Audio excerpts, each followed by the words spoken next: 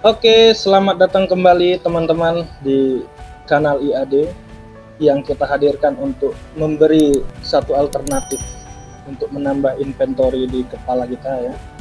Seperti biasa, di rubrik sudut pandang ini kita mengundang orang-orang yang punya minat dan bakat tentunya pada bidang tertentu untuk menyampaikan sudut pandangnya terhadap isu yang kita bahas. Tamu kita kali ini adalah Bang Ferry ya. Siap. Nah, sebelum kita mulai, aku perlu jelaskan dulu nih, gimana kita pertama ketemu Bang. Jadi Bang Ferry ini sebenarnya lebih kepada temennya abangku ya, temennya Bang Alan ya. Yang waktu riset Bang Alan itu akhir-akhir masa studi S2 dia, kita main ke Paluh Merbau. Iya. Nah itu waktu itu jalannya becek dan ya sempat agak-agak tergelincir gitulah.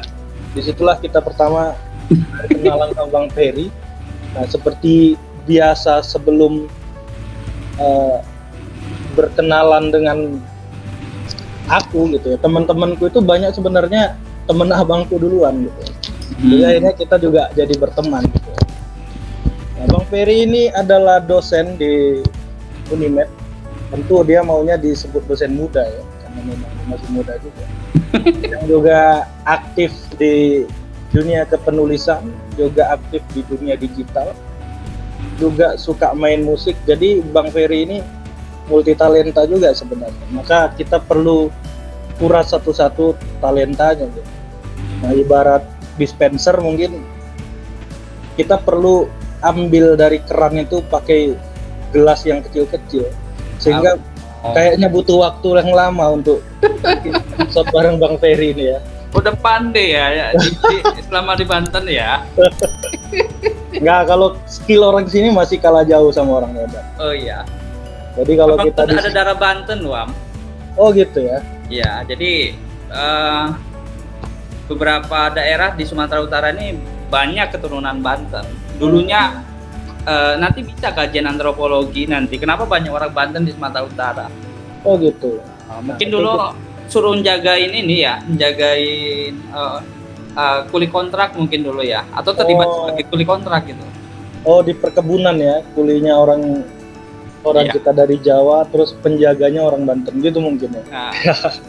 Oke, jadi gini Bang, setelah aku jelaskan tadi kan ada banyak bagian dari diri Abang nih ya, talentanya. Tapi kali ini aku mau soroti atau aku minta Abang ngomong itu tentang buku yang Abang tulis itu tentang kewargaan digital gitu. Karena kayaknya itu penting untuk kita kemukakan di tengah masifnya transformasi masyarakat kita ini di dunia digital. Jadi sebenarnya apa itu masyarakat digital? Iya, oke, sebentar.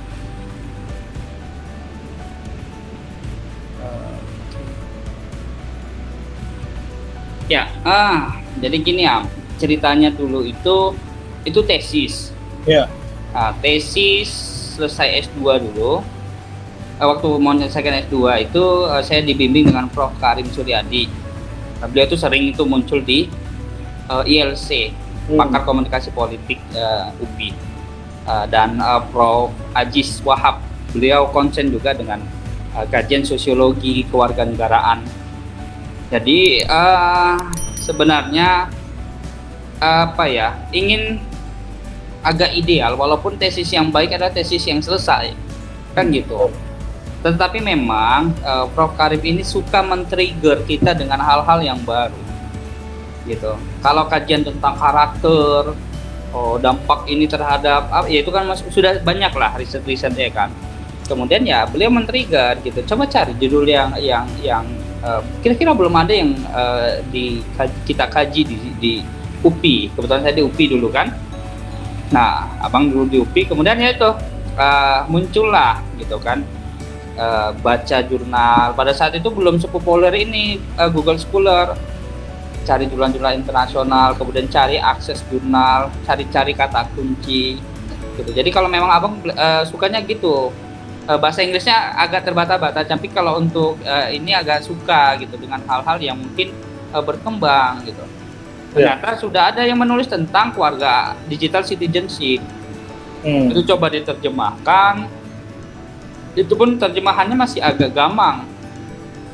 Waktu tesis abang tulis tentang kewarganegaraan digital, sekarang berkembangnya malah abang lebih suka dengan konsep kewargaan digital. Bukan suka dalam artian, tapi karena ada tinjauan lebih adanya borders list dari nation state kan. Oke.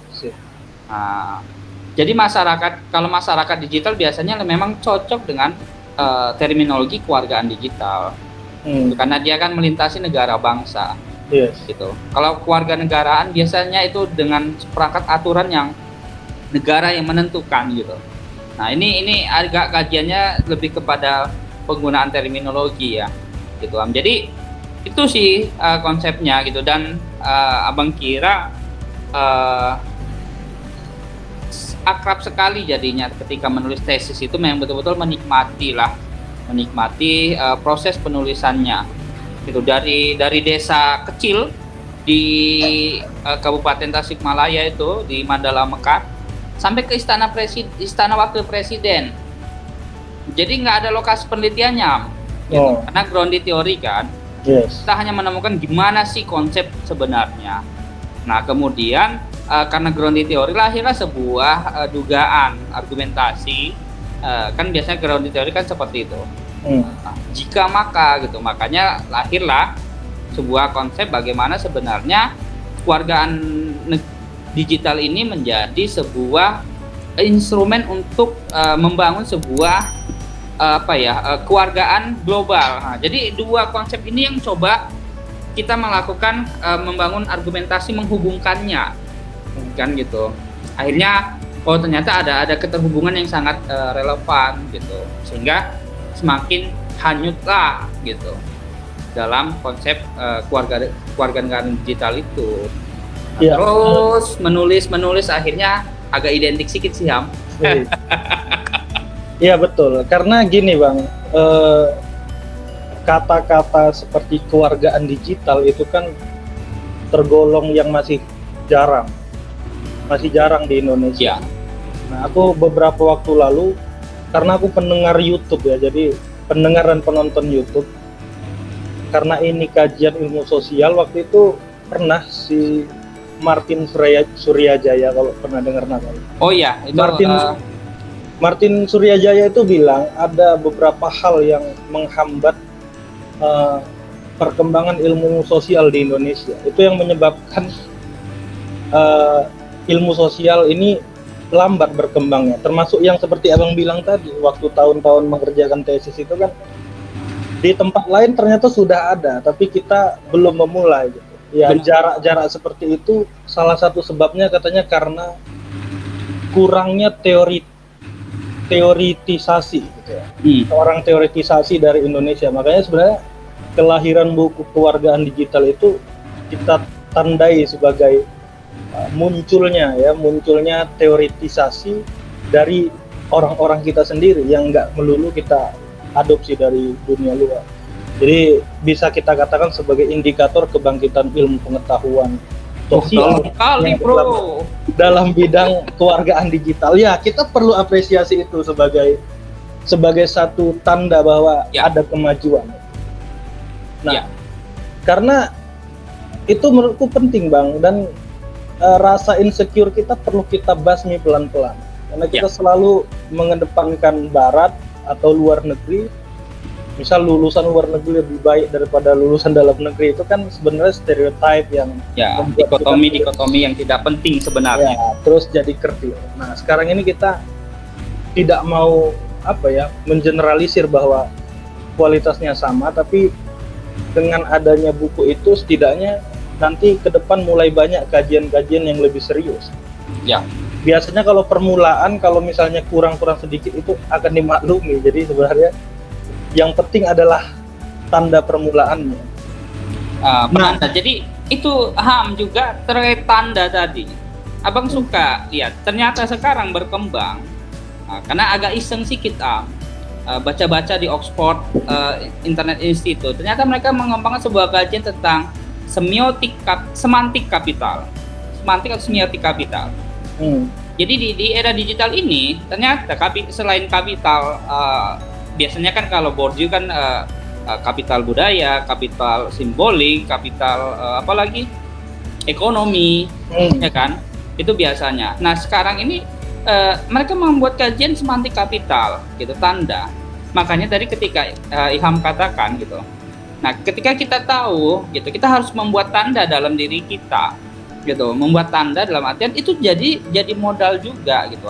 Berarti kan Ilham bisa menangkap tanda tadi bahwa itulah kapital yang coba abang kembangkan dalam diri abang ini loh gitu. Makanya meletakkan dasar-dasar itu yang terkadang kita harus benar-benar bisa gitu. Nah, bisa membuat di sini loh kita bermain gitu.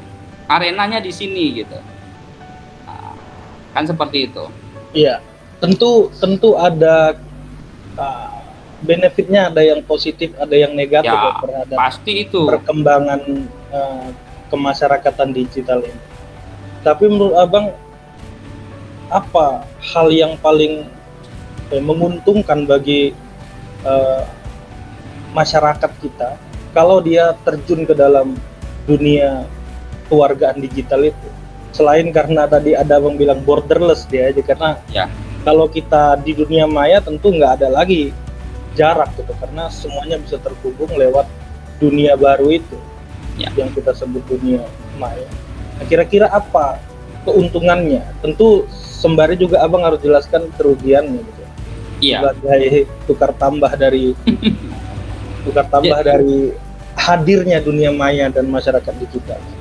Jadi setelah dari 2014 itu agak lama buku itu tesis abang itu tenggelam.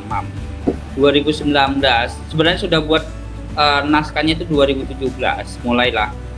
Itu kan 17, 18, akhirnya 19 itu terbit buku. Kemudian setelah buku itu terbit memang dibaca-baca akhirnya kan berubah. Yang kami sepakati dengan itu pun buku itu ditulis bertiga. Ada Bang Iqbal itu dosen juga sosiolog ya, Bang Muhammad Iqbal di FIS. Kemudian ada Bang Janer itu juga kita menulis, dia pakar IT gitu. Jadi ketiga hal ini coba kita bangun sehingga judulnya Kewargaan Digital, Warga dalam Kepungan Hiperkoneksi. Nah, itu judul bukunya sebenarnya jadinya gitu. Tapi kemudian kepungan hiperkoneksi ini tadi benar ada hal yang menguntungkan dan ada yang merugikan. Karena begini, perkembangan masyarakat kita bukan budaya tapi tradisi verbal kita ini kan masih tetap ya gitu. Kita suka dengan hal verbal, kemudian kita kan harus texting gitu ya.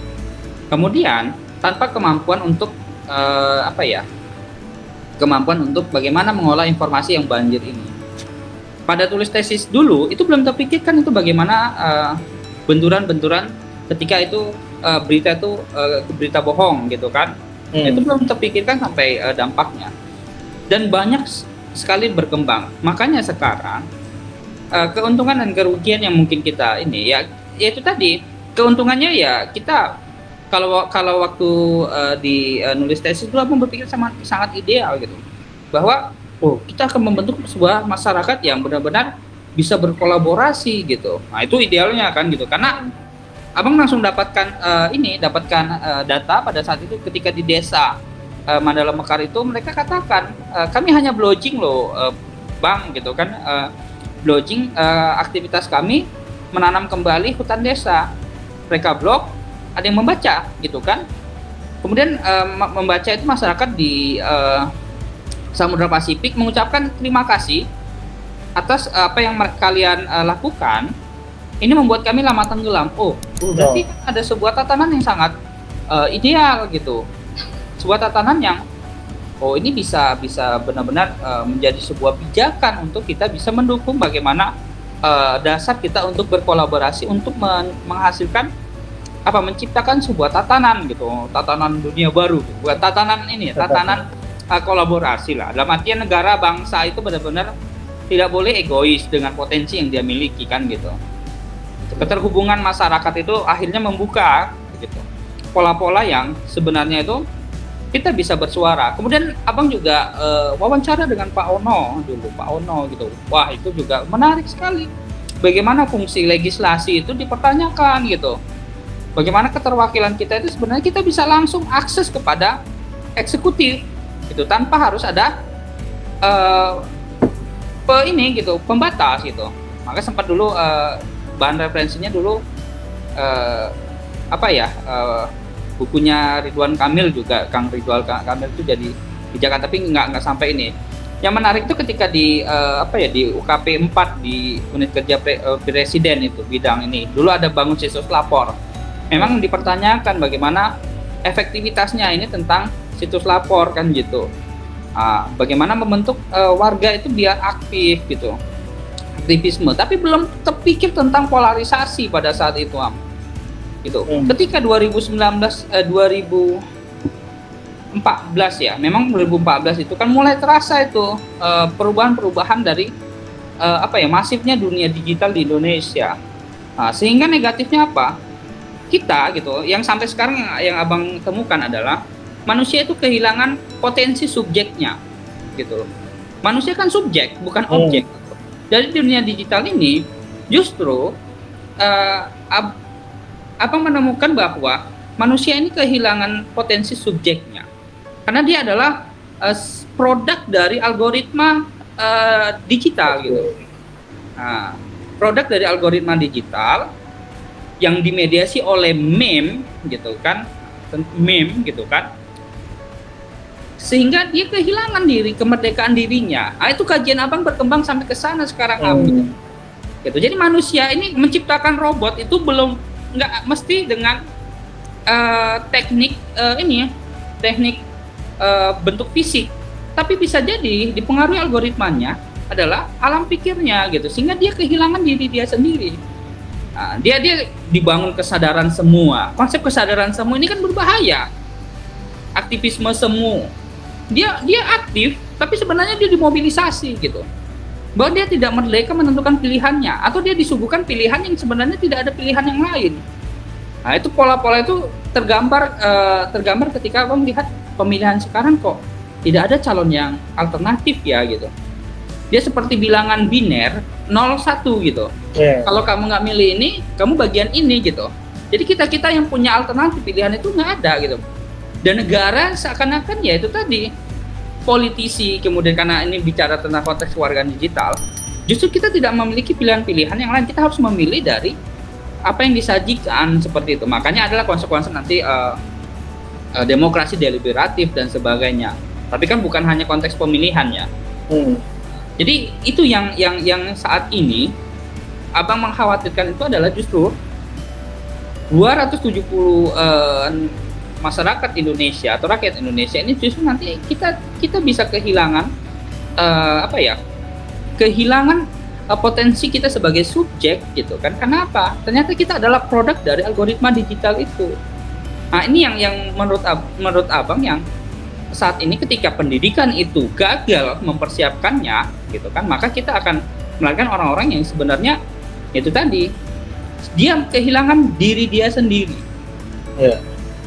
Gitu Ya, mudah-mudahan channel ini bisa menjadi alternatif untuk kembali mengsubjektifikasi masyarakat ya. Jadi dia tidak jadi bagian dari algoritma yang membentuk manusia robot tadi, tapi mengeluarkan potensi kemanusiaan. Nah, sebenarnya hal semacam ini udah sering aku dengar juga, Bang. Aku kebetulan ngikuti dan membaca juga Yuval Noah Harari. Harari pernah buku Sapiens ya, yang menggambarkan timeline perkembangan kebudayaan manusia. Tapi kemudian dia melanjutkan risetnya lagi yang membahas tentang Homo Deus. Kemarin baru baca juga. Nah, jadi sebenarnya mengenai algoritma tadi itu dituliskan di dalam Homo Deus bagaimana manusia menginginkan keabadian. Walaupun akhirnya dia terkungkung oleh ciptaannya sendiri itu tadi. Nah, dalam bahasa Harari itu dia sebut manipulate desire gitu ya. Hasratnya yang termanipulasi oleh algoritma-algoritma yang diciptakan. Maka kalau kita nge-track tuh misalnya medsos kita kalau kita rajin lihat stand up komedi, maka di beranda kita kan munculnya Ya, stand up komedi, kan itu sebenarnya yang dimaksud dengan manipulatif bisa ya. Nah, jadi memang sekarang kita benar-benar berada pada tatanan dunia yang baru. Kalau aku sebenarnya gini Bang, aku udah menandai akan ada perubahan ini, di mana ada yang menyeting kepribadian kita itu dari perubahan status perkawanan di medsos. Misal kalau kita dulu main Friendster, main Facebook, itu kan setara kita. Jadi kalau aku add abang sebagai teman, maka kita setara gitu. Ya. Tapi semenjak era Twitter dan Instagram itu berubah. Jadi ada istilahnya follower, dan Ya. ada yang mengikuti, ada yang diikuti. influencer. Ya, tentu ada kemungkinan menginfluence kan. Misal termasuk YouTube ini. Nah, tujuan kita tentu akan menginfluence, tapi menginfluence dalam hal yang tadi itu, mengaktifkan subjek manusia sebagai subjek supaya tidak terkungkung tadi.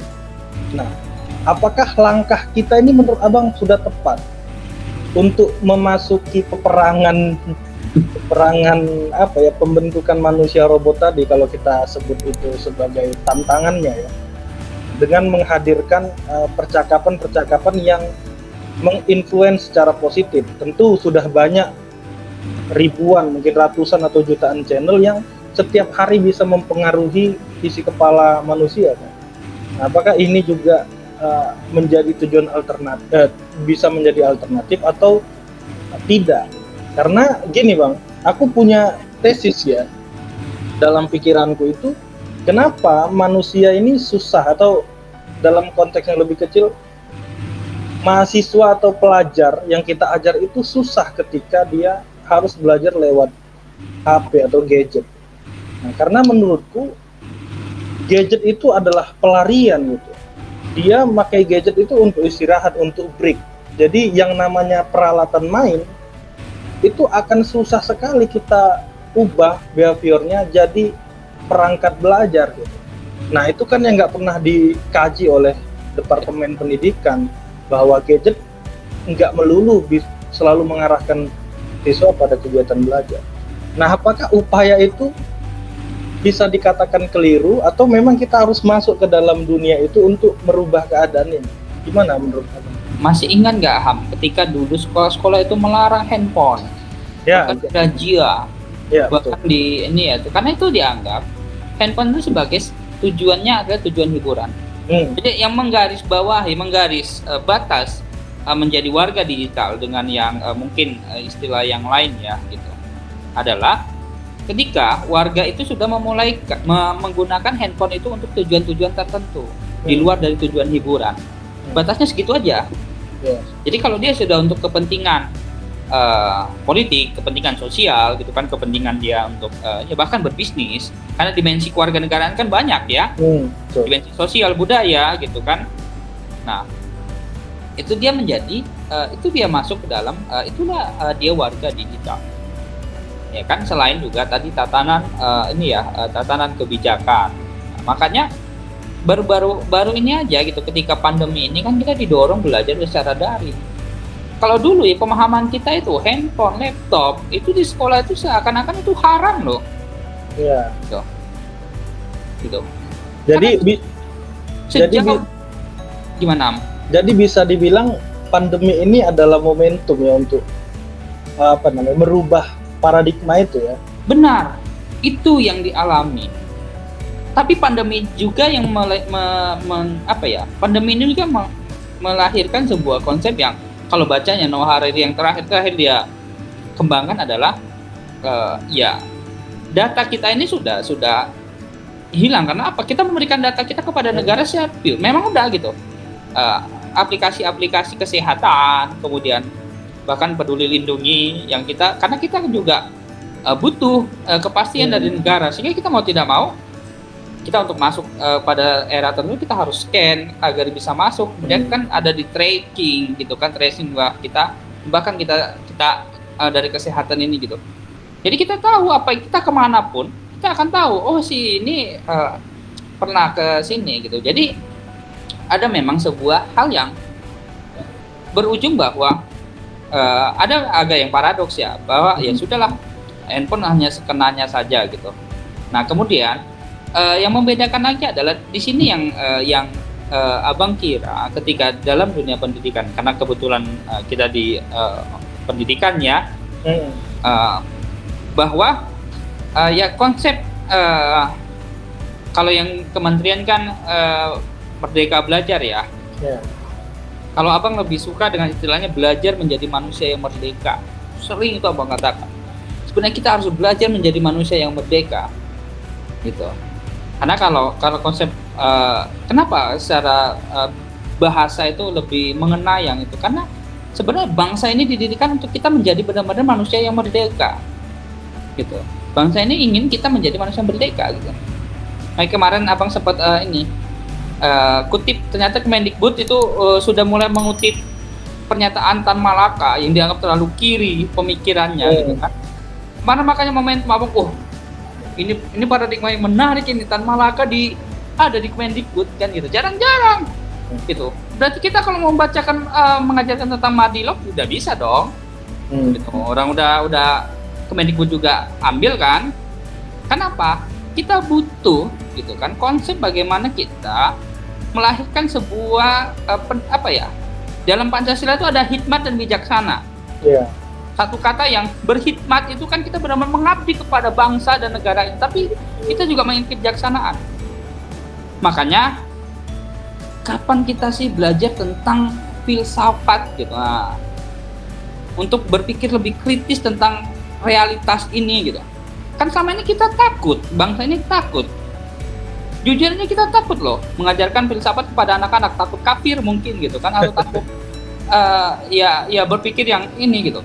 Makanya kalau teman-teman itu seperti tadi, ada teman yang Syarif itu mulai mengajarkan filsafat pada anak-anak. Padahal di luar negeri sudah ada filosofi for children, kan gitu.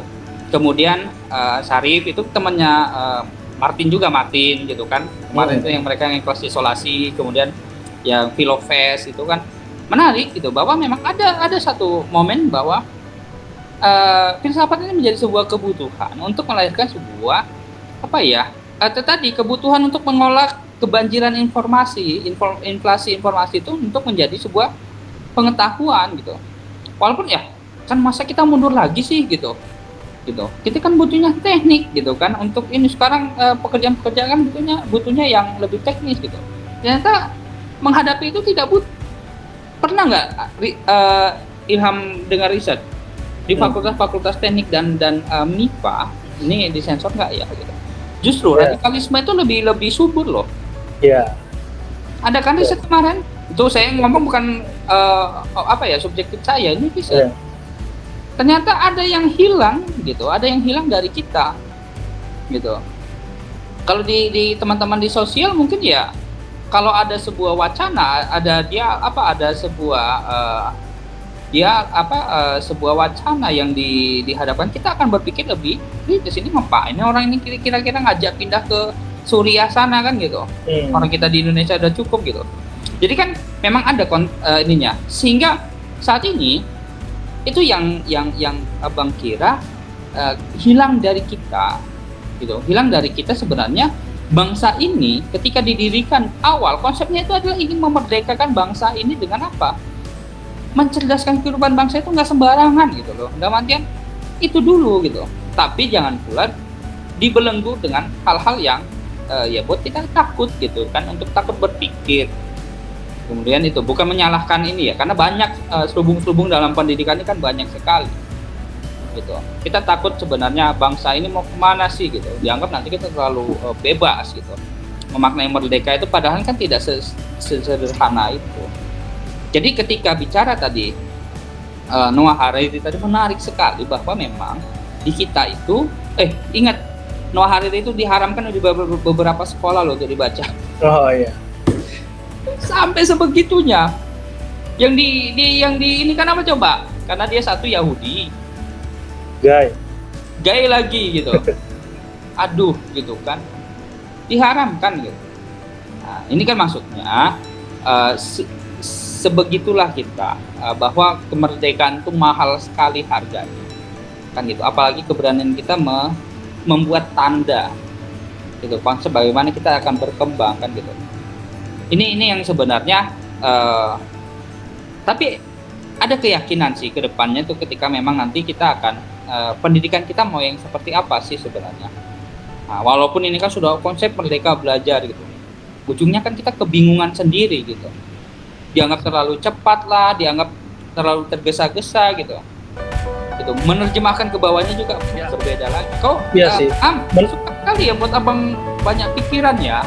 Jarang-jarang abang kalau diundang ini biasanya ya kan bersesuai slide gitu kan, sesuai tema. Kalau ini ya udahlah kita lepas aja. Karena sudah kehilangan lingkungan. Karena waktu di Jogja kita di mana-mana itu bisa dapatkan pembicaraan yang serius,